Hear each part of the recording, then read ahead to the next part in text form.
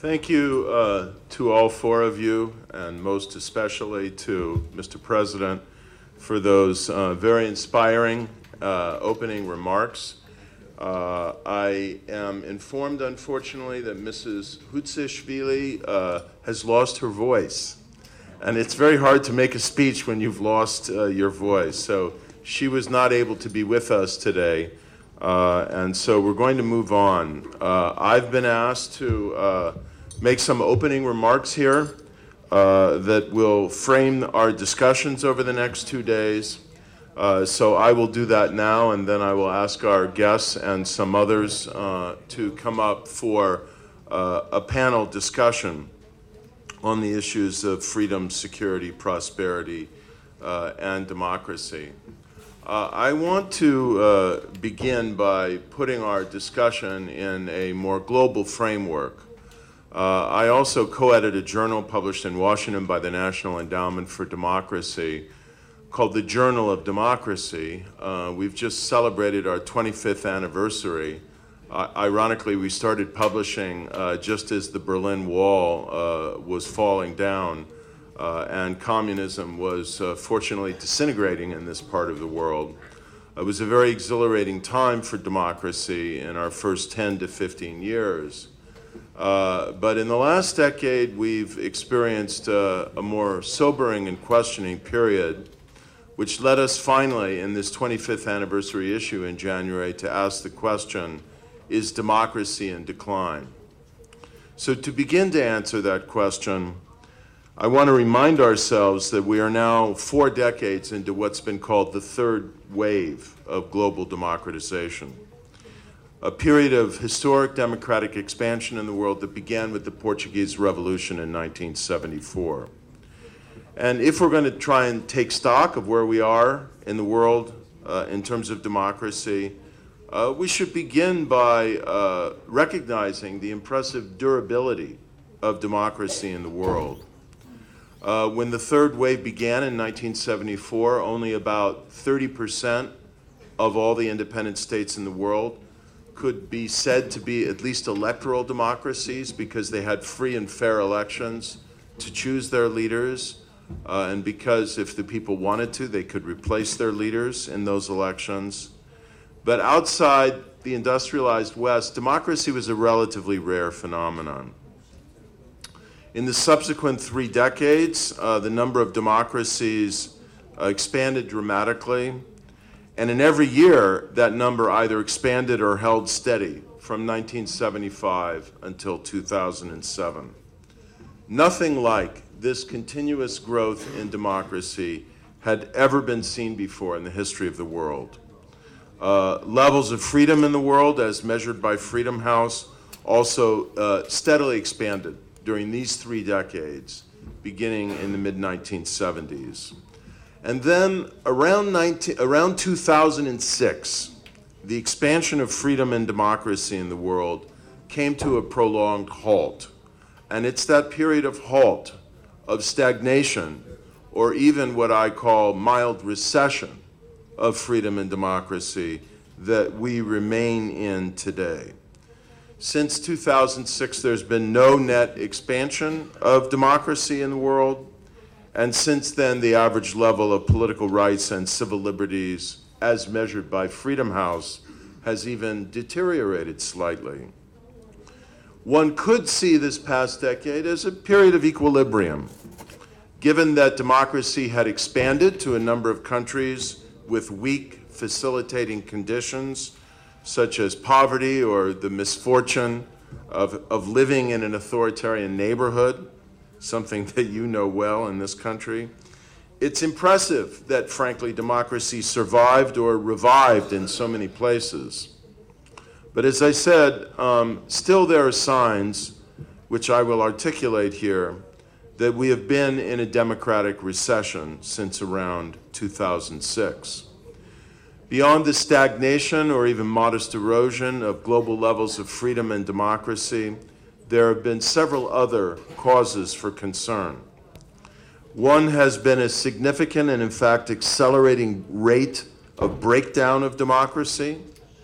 A second has been that the quality or stability of democracy has been declining in some large and very important emerging market countries like Turkey, Thailand, and Bangladesh just very recently.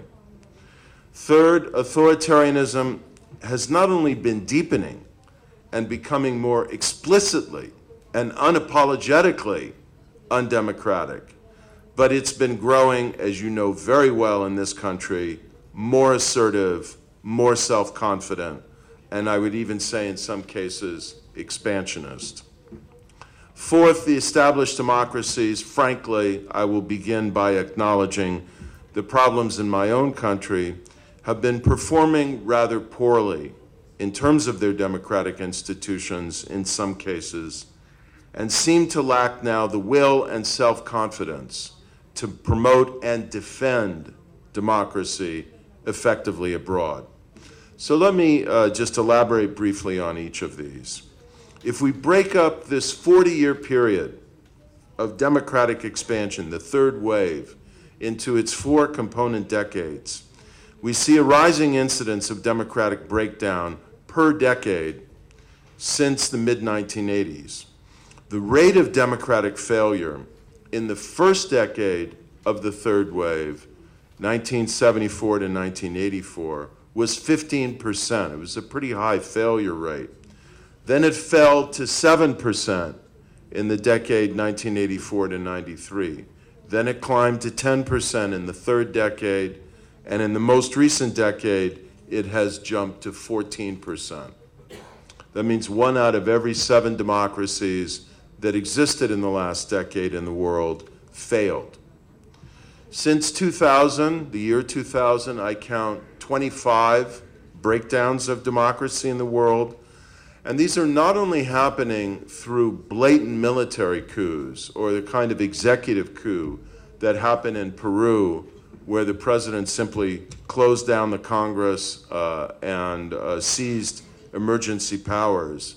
It's also been happening, as it happened in Russia under Vladimir Putin, through incremental, slow degradation of democratic rights and procedures year by year that finally pushed democracy over the threshold into authoritarianism.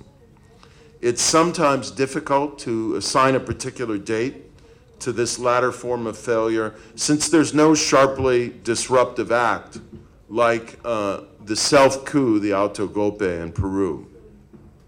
But just as Vladimir Putin and Hugo Chavez gradually strangled democracy in Russia and Venezuela, so I've come to the conclusion that the Prime Minister, now President Recep Tayyip Erdogan, and his ruling AKP party have now done the same thing in Turkey. Maybe not to the same degree, but some of the AKP's changes have made Turkey more democratic by removing the military as an autonomous veto player in politics, while others have taken it disturbingly in a different direction. The AKP has gradually entrenched its political hegemony, extending partisan control over the bureaucracy and the judiciary, arresting journalists for the mere practice of their profession and trying to pursue accountability, intimidating dissenters in the press and the academy, threatening businesses with retaliation if they fund opposition parties, and using prosecutions in cases connected to alleged coup plots to jail and remove from public life an implausibly large number of accused plotters. This has coincided with a stunning and increasingly audacious concentration of power by President Erdogan, and now it appears a kind of drama going on within the ruling party over his bid to turn Turkey into an executive presidential system. In any case, this is not the only country where this has been happening in the last 10 to 20 years, and it is continuing to happen in many places around the world now. Only 8 of the 25 breakdowns since the year 2000 came as a result of military intervention. The majority resulted from the abuse of power and the desecration of democratic rules, the violation of the spirit of democracy by democratically elected rulers. And any intentional international actor that seeks to stem the decline of democracy must find ways to confront this more subtle challenge. Now, secondly, there's also been a trend of declining freedom in the world more broadly since 2005. David Kramer, the former president of Freedom House, is with us. I would like to thank you, even though you're no longer at Freedom House, for the extraordinary work Freedom House has done over the years to document these trends. And one of the things we learned from the data is that in each of the last 9 years, about twice as many countries have declined in freedom as have improved. And that flips a stunning pattern of expansion in freedom, of more countries gaining in freedom than losing, almost every single year between 1991 and 2005. The trend of erosion in freedom and accountability is not always evident to outside observers. I will say I started my career working on Africa, that in a number of countries we take for granted, we assume they're doing well, such as South Africa, the slippage has become very visible and really concerning both to citizens of these countries and to observers who know these countries. In fact, there's not a single country on the African continent where democracy is firmly consolidated and secure today the way it could be said to be, for example, in South Korea, Poland, or Chile. And in post-communist space, I think you are aware, we have seen really an alarming decline of democracy right in the heart of Europe, in Hungary, with a prime minister who is bent on deeply undemocratic concentration of power and victimization of the opposition and desecration of the institutions. And of course, throughout the space, relentless pressure from Russia to challenge and undermine both democracy and sovereignty, now most dramatically in Ukraine, but also we've seen in Moldova and Georgia.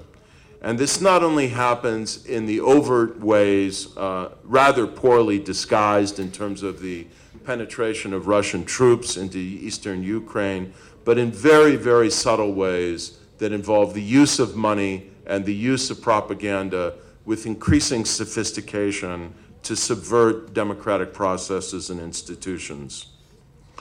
Why have freedom and democracy generally been regressing in many countries? I believe the most important and pervasive answer is bad governance.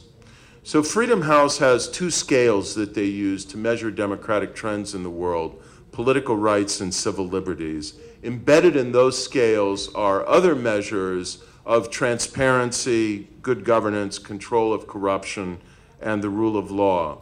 If you break those measures out and create a third scale of transparency and the rule of law, what you find in region after region, and very strikingly in this region, is that the measure of the rule of law and transparency is much lower, performs much worse than the measure of political rights or of civil liberties. And almost everywhere, it's been gradually declining, that is, getting worse. Around the world, emerging democracies are struggling with the resurgence of what our colleague at Stanford, who was here in Tbilisi last September, Francis Fukuyama, calls neo-patrimonial tendencies. Leaders who think they can get away with it are eroding democratic checks and balances, overriding term limits and normative restraints, violating opposition rights, and accumulating power and wealth for themselves, their families, their cronies, their clients, and their political parties. This is not a formula for consolidation or even sustaining of democracy. Space for opposition parties, civil society, and the media is shrinking in many places, and international support for these processes and institutions has also been shrinking. Ethnic, religious, and other identity cleavages polarize many societies that lack well-designed democratic institutions to manage those cleavages. State structures are too often unable to secure order, protect rights, and meet the most basic social needs. Democratic institutions such as parties and parliaments are often too weak to function effectively to constrain executive power, and the bureaucracy may lack the adequate policy expertise to implement effective policies. It's important to recognize everywhere, but I think this is a message for Georgia as well, you can't have a stable democracy without a reasonably effective state. Stabilizing democracy in this region and elsewhere involves, in part, and is a matter of defending national security and sovereignty. The two are intimately related. And I would say that good governance and the control of corruption and the achievement of a better, more competent, transparent state has become, in challenged places like Georgia, like Ukraine, and like Tunisia now, the only democracy in the Arab world, an overriding national security issue. And I think it should be talked about in those terms. And this involves not only more effective institutions and freer and more responsible, I add that word as well, media, in monitoring and controlling corruption, but greater transparency in the functioning of government, transparency in the conduct of elections, and in addition, transparency in party and campaign finance. And I would just add, I'll let you do the elaborating, it's extremely important in vulnerable democracies like this one to find ways to effectively enforce the law that bans foreign contributions to political parties and candidates. There has been a third element to this story, which is the growing self-confidence and assertiveness of authoritarian regimes. I don't need to tell you what's been going on in Russia, where authoritarianism under Vladimir Putin has been dramatically deepening and intensifying, and where, you know, the chance that we're going to get real accountability for the murder of Boris Nemtsov, I think most people understand, is slim to none. In China, human rights defenders and civil society activists have faced increasing harassment and victimization. The autocracies of the Shanghai Cooperation Organization, which joins Russia and China together with others in communist and post-communist and Central Asian space, have become much more coordinated and assertive. It's not just that both countries, Russia and China, have become more self-confident, and that Russia has gone even further to swallow up literally pieces of its neighbors, as you know only too well here. Increasingly, these authoritarian regimes and others, Iran, Venezuela, and so on, are pushing back against democratic norms by also using instruments of soft power. And if you have any doubts about what I'm talking about, spend a little time watching Russian television, RT, to try to discredit democracies while promoting their own models and norms. This is part of a broader trend, which I think we have not sufficiently appreciated, of renewed authoritarian skill and energy in using state-run media, both traditional and digital, to air an eclectic mix of pro-regime narratives, demonized images of dissenters, and illiberal and xenophobic diatribes. The resurgence of authoritarianism has been quickened by the diffusion of common tools that they're sharing with one another, such as laws to criminalize international flows of assistance to democratic parties, movements, media, election monitors, and civil society organizations in authoritarian regimes, and there have also been broader restrictions on the ability of NGOs in these authoritarian countries to form and operate. And then, of course, the proven technique of the creation of pseudo-NGOs what we call gongos, government-organized NGOs, to do the bidding of autocrats and even to seek to take a respected place at international gatherings of non-governmental civil society organizations. In addition, authoritarian and even some democratic states are becoming more resourceful, sophisticated, and unapologetic in suppressing internet freedom. And I cannot imagine in the world we live in today anything more threatening to freedom in general than that. Finally, the trend that actually worries me most in this democratic recession has been what I will just say personally, speaking for myself, I perceive to be a decline of democratic efficacy, energy, and self-confidence in the West, including the United States. We in the United States and in significant parts of the European Union, I don't think this is news to any of you, have some hard work to do ahead to implement reforms to reduce political polarization in our own countries, foster better and more effective policymaking, and diminish the corrupting influence of money in electoral politics and lobbying, which is an eternal challenge that all democracies need to constantly confront or at least look out for. But the lackluster performance of many of these democracies is hurting its cause globally.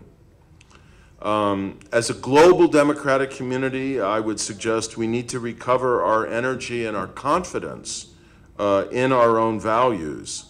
If we do not undertake more rapid, resourceful, coordinated, and explicit actions to confront what I think is clearly a resurgence of authoritarianism, the mild democratic recession of the past decade could mutate into something far more dangerous. And I would say here as well that NATO and more broadly the Western democracies, I think, need to make clear to an increasingly aggressive Russia that we will not sit by and watch it use military force and intimidation and keep undermining in salami slices, one after another after another. It seems with a readiness to do this indefinitely into the future, the sovereignty and security of democracies on its border. Personally, again, this is just my own view. I think this must involve the elevation of assistance to Ukraine now, urgently at the request of the Ukrainian government, to include significant lethal military aid, an even increasing presence of NATO troops in the Baltics beyond what's been deployed, and closer security cooperation with Georgia and other democracies under pressure. To conclude, it's vital, I think, that the established democracies not lose faith. Democrats have the better set of ideas. Democracy may be receding somewhat in practice, but it is still remarkably ascendant in people's values and aspirations around the world. And this ascendance, this growth or persistence of the spirit of democracy around the world creates actually significant new opportunities for democratic growth if we can restore the global normative climate and political stability of democracy and international cooperation for it. So thank you very much for listening. And now I'm going to read Nino's note, which is, we go with questions and answers. We're waiting for one of our participants to arrive. And Nino, you better explain that to me. Does that mean that we call our participants up to the stage now?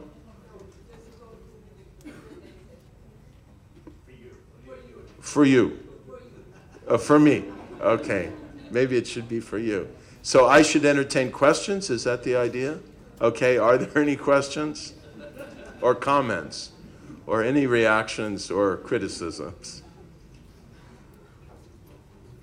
Do we have a microphone for anyone who?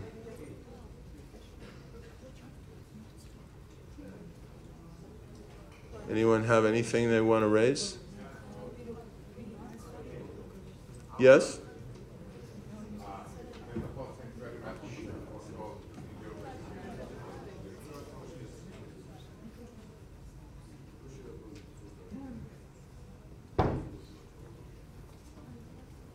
First of all, thank you very much for so interesting presentation.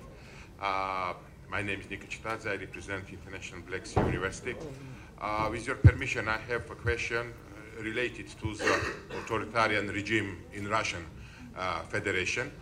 Of course, we everybody are thankful of the Western democratic community for the promotion of the enlargement democracy in the different regions of the world.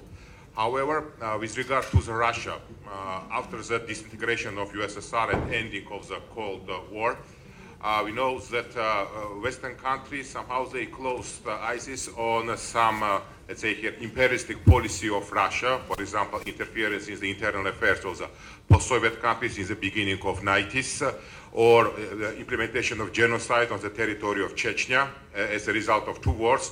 More than 200,000 people were killed, but despite of it, for example, in 1996, Russia was received in the Council of Europe. Or, for example, later, despite of second war in Chechnya, and Russia, anyway, was admitted as a G8. After the aggression against Georgia in August of 2008, anyway, in Western countries, it was being considered issue who started the war, despite the fact that military operations were going on the territory of Georgia. But instead, Russia was permitted to organize the Olympic Games in Sochi and to organize a World Championship in football in 2018 on the territory of Russia. And also Russia was offered the reset policy, etc., etc., etc. And what do you think? Is any responsibility of the Western democratic society, by this way, to permit Russia to be authoritarian and to be imperialistic? Because events in Ukraine today, for example, or strengthening the authoritarianism in Russia somehow maybe is because of, let's say, had not adequate reaction from the Western side. Sometimes Winston Churchill once mentioned that sometimes the worst of the bad action is no action. Thank you very much. Thank you for your question. I think that it was a fair and reasonable experiment to try to draw Russia during the 1990s and even early 2000s into international and regional councils of cooperation based at least partly on some kinds of democratic principles of participation, accountability, and cooperation. The experiment has failed. I'm not going to question the choices that were made in the 1990s or early 2000s, but I just think it's abundantly obvious that we have an increasingly dangerous, aggressive, malicious, corrupt, criminal, oligarchic, and expansionist regime in Russia, and now we need to adapt our policy accordingly. I won't challenge the basic thrust of your argument. I'm against boycotts at the Olympics. I don't think that that is fair to the athletes, but short of that, I think I accept much of the spirit of the challenge you posed. I just want to mention one thing that I think we need to bear in mind, and it is possible to lose sight of the importance of this in the mobilization of the kind of robust response to this that I think is so vital now. We need to try. It's going to be very difficult, and initially we are going to fail, but we need to try as much as possible to separate the corrupt, and I'm not using this word rhetorically, I'm using it quite literally, criminal leadership of the Russian state from the Russian people and society as much as possible. I am very worried that there is emerging in Russia now, has been for some time, the same kind of dynamic of a bruised, humiliated, angry nation looking for and celebrating authoritarian, xenophobic, nationalist, expansionist leadership. Something like, I know this example is just horribly overused and misunderstood, but having some of the properties of what happened in Germany with the failure of the Weimar Republic and the whole humiliation of Germany in ways that were extremely short-sighted at the end of World War I. People had warned about this after the fall of the Soviet Union, and I think in historical retrospect, they were not entirely wrong. The problem is we have limited ability to affect the outcome. I mean, we cannot shape events on the ground in Russia. We can show our determination to not allow Russia's leadership to subvert and gradually take control by stealth or other means of a variety of its neighboring states. But we just need to, not completely surrender the propaganda realm to Vladimir Putin and his media specialists and politologists. We need to have a strategy of making clear to the Russian people the way their own interests are being betrayed by their national leadership, and to try in the way we relate to Russia to do what we can. Again, initially it won't be very successful to separate the Russian people from the Russian leadership. Yeah? Thank you. Microphone. I don't think I need a microphone. Is a professor of international politics. I think they may want it for the recording, so there it is. Thank you. Thank you again. Dr. Diamond, my question is quite simple. It's about Georgian democracy. Our democracy, I think, faces two very, very serious challenges. The first is authoritarian neighborhood, which you already mentioned, and the second is the absence of strong middle class. So under the circumstances, plus we have one severe problem. According to the latest Economist Intelligence Unit ratings, rankings, Georgia has fallen behind in democratic development in one component, political culture. So under the circumstances, what do you think? What could be the major trigger for Georgia democratic development in absence of strong middle class, problems with political culture, and authoritarian neighborhood?